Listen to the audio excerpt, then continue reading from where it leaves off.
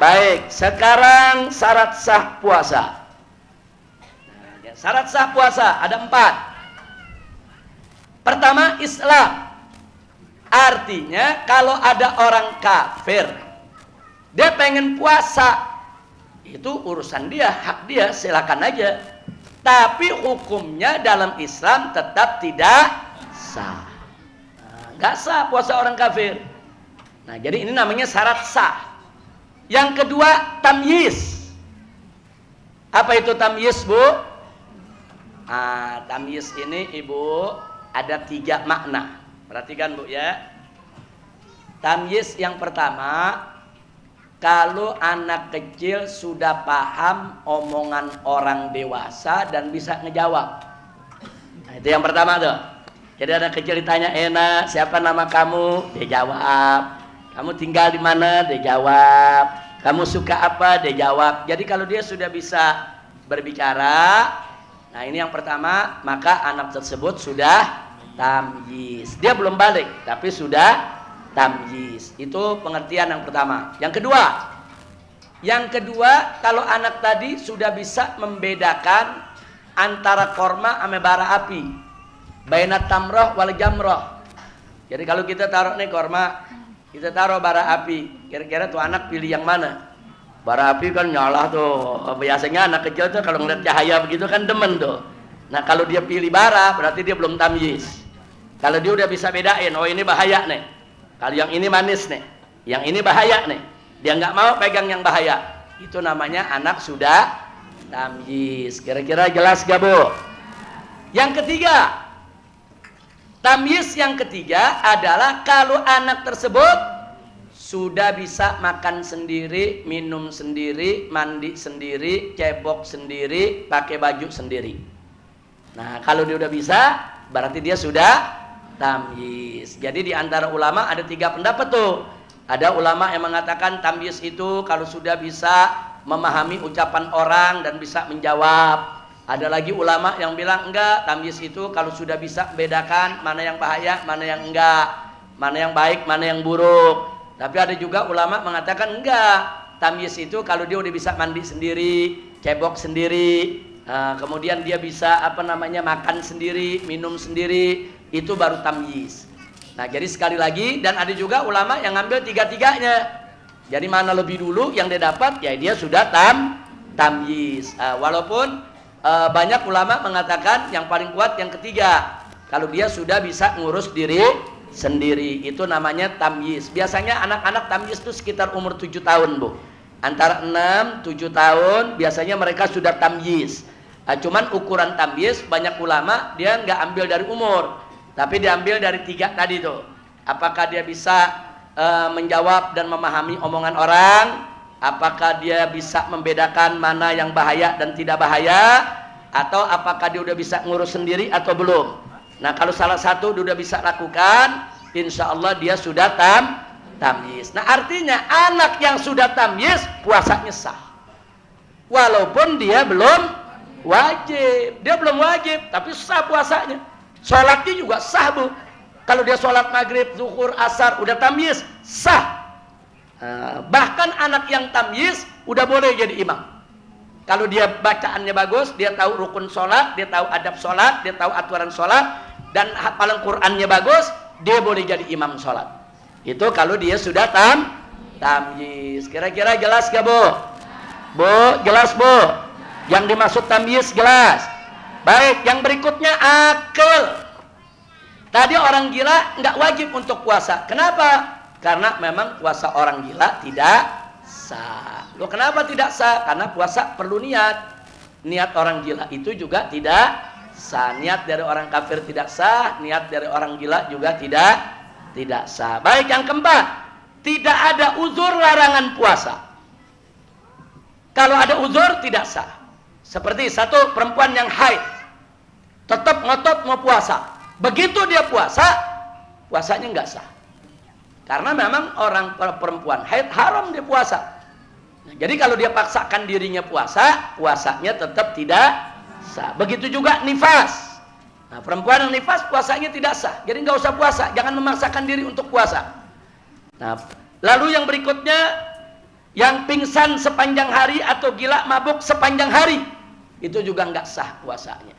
Jadi kalau dia ngaku saya puasa, loh kamu puasanya bagaimana? Sebelum subuh saya pingsan, sadarnya pas maghrib, puasanya tidak sah. Kira-kira jelas gak Bu? Jelas semua? Alhamdulillah. Sekarang rukun puasa. Rukun puasa, perhatikan baik-baik, hanya ada 2. Rukun puasa cuma 2 Bu. Yang pertama, niat.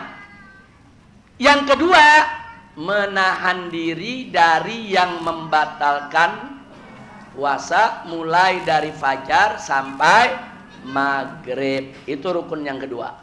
2 rukun ini ada, puasanya sah. Bu, maksudnya sah di sini, dia tidak wajib qadha. Sah secara fikih. Tapi kalau pertanyaannya secara akidah, nanti lain lagi.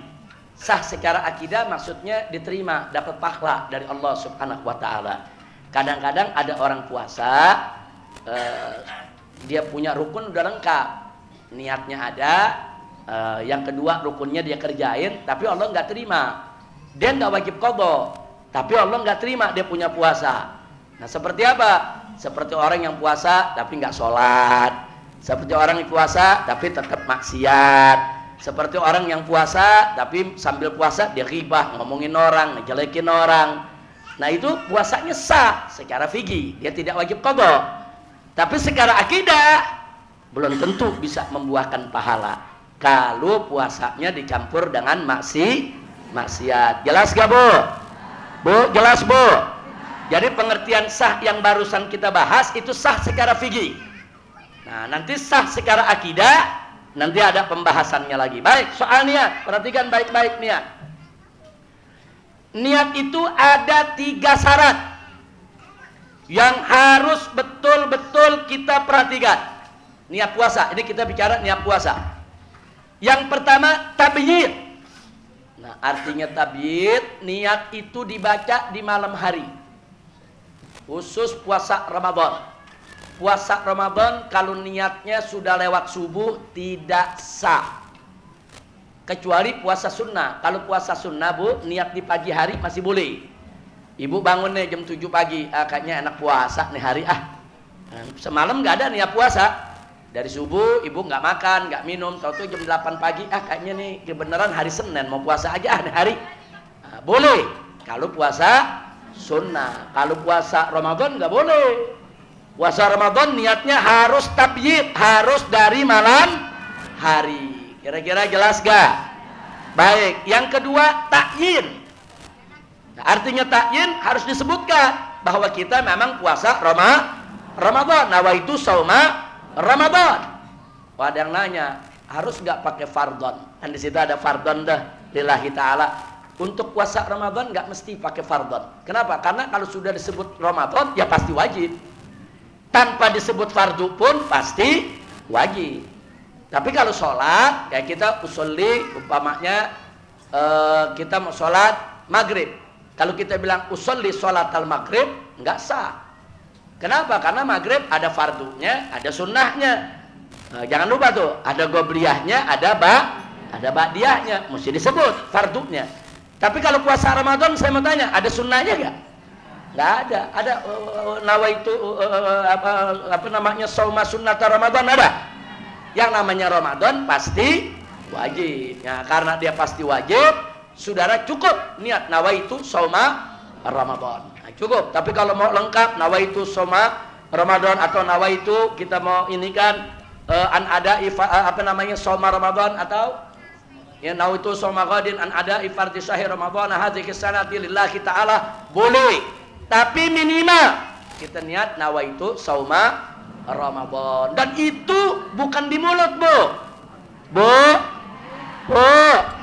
itu harus ada di dalam hati. Niat di hati saja tanpa di lisan sah. Niat di lisan saja tanpa di hati tidak sah. Niat di lisan dan di hati juga afdol. Kira-kira jelas gak? Jelas gak Bu? Jelas gak Bu?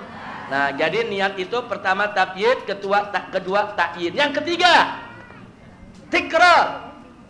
Apa maksudnya tikrar? Dalam mazhab Imam Syafi'i, puasa Ramadan itu niatnya harus diulang setiap malam. Ibu, harus diulang setiap malam. Tapi dalam mazhab Imam Malik, ini supaya ibu tahu nih, perhatikan bu. Dalam mazhab Imam Malik, ini ahlus sunnah juga. Niat puasa Ramadan cukup sekali saja di awal bulan. Tidak mesti setiap malam. Nah, kalau ada yang nanya, Habib, ini Imam Malik kan gurunya Imam Syafi'i. Imam Syafi'i kan muridnya Imam Malik. Kok bisa beda pendapatnya? Atau kenapa sih ulama beda pendapat? Nah, ini beda pendapat ibu, karena dasar pemikirannya juga berbeda. Mari kita lihat. Kenapa Imam Malik mengatakan niatnya sekali? Karena menurut Imam Malik, Allah berikan kita wajib puasa Ramadan itu sebulan. Nggak mungkin kita niat puasa hanya sehari, hanya 2 hari, hanya 3 hari. Wajibnya udah sebulan. Nah, sehingga puasa Ramadan itu menurut mazhab Imam Malik menjadi satu kesatuan tak terpisahkan. Jadi nggak bisa dipisah. Antara 10 hari dengan yang 20 hari nggak bisa dipisah. Karena ini satu kesatuan yang tidak terpisahkan, maka niatnya cukup 1 kali. Menurut pendapat siapa tuh bu? Mazhab siapa tuh? Imam Malik. Nah, sekarang mazhab Syafi'i, kenapa dituntut setiap malam? Mazhab Syafi'i mengatakan betul, kewajiban puasa Ramadan itu memang 1 bulan, satu kesatuan yang tidak terpisahkan. Nggak boleh ada orang niat cuma setengah bulan. Tapi kata mazhab Syafi'i, dalam pelaksanaannya ternyata setiap hari puasa di bulan Ramadan itu ibadatun mustaqillah. Itu merupakan ibadah yang berdiri sendiri. Apa buktinya? Nah, ini buktinya. Saya mau tanya bu, ibu mau puasa Ramadan, udah puasa 23 hari, datang mens. Berarti kan ibu nggak puasa tuh 7 hari. Saya tanya, 23 hari batal nggak? Batal kan 23 hari? Enggak. Yang 23 hari ibu puasa udah sah. Yang 7 hari ibu nggak puasa memang karena ada halangan. Nah, makanya Imam Syafi'i bilang dia, kalau dia menjadi satu kesatuan, satu batal semua batal. Itu namanya satu kesatuan. Kalau ini berarti nggak satu kesatuan. Atau ada anak muda puasanya bolong-bolong. Hari pertama dia puasa, hari kedua puasa, hari ketiga dia nggak puasa. Nah, saya mau tanya, yang hari pertama kedua dia puasa sah gak?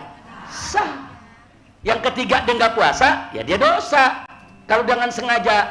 Atau kayak ada orang yang sakit-sakitan, 5 hari dia puasa sehat, sakit lagi 3 hari dia nggak puasa, puasa lagi 2 hari dia sehat, nggak puasa lagi 3 hari.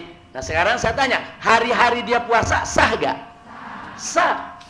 Makanya Imam Syafi'i bilang, kalau begitu puasa Ramadan tiap hari itu ibadah tersendiri, bukan menjadi satu kesatuan. Kalau satu kesatuan, satu batal, batal semua. Kira-kira jelas gak? Jelas gak? Masuk di akal gak? Jadi dalilnya Imam Malik bagus, dalil Imam Syafi'i juga bagus.